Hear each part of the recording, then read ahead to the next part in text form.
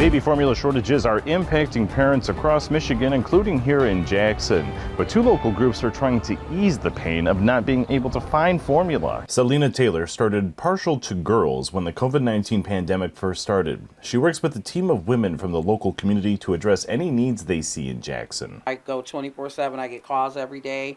Someone might just have their baby newborn and they're at the hospital and they may need diapers when they're getting ready to come home. I'm just someone you can contact 24/7. Now they are turning their attention to the formula shortage. They work in partnership with a Facebook group called Formula Shortage of Jackson, Michigan.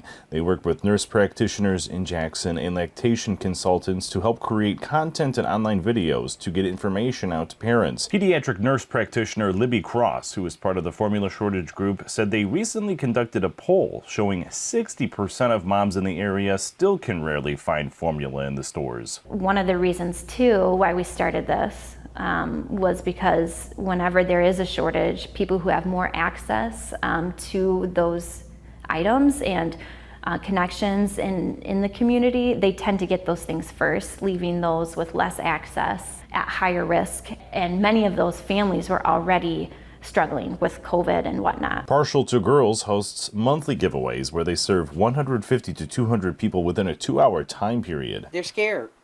There's no other word that I can think of right now. Moms are really scared right now when they're going to the store.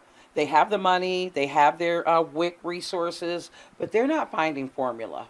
They're just not finding the formula that they need. And when families can't find formula, what happens? Sometimes they will dilute their formula, or they will give other things in their bottle to try and make it through, because that's all they can do right now. And so that's kind of what we are hoping to prevent. Which impacts the health of their baby. We worry with formula dilution, like infants can have seizures, they can get electrolyte imbalances too. Sometimes weight does not take off, and that can lead to brain development problems even later in life. Taylor says if the group doesn't have what you need, they turn you to other resources such as the Community Action Agency and the United Way. Honestly, with everything I've been seeing going on right now, if you are a pregnant mom and you have an opportunity to not get off into this fight and struggle that we're in by naturally breastfeeding, I've been learning a lot there.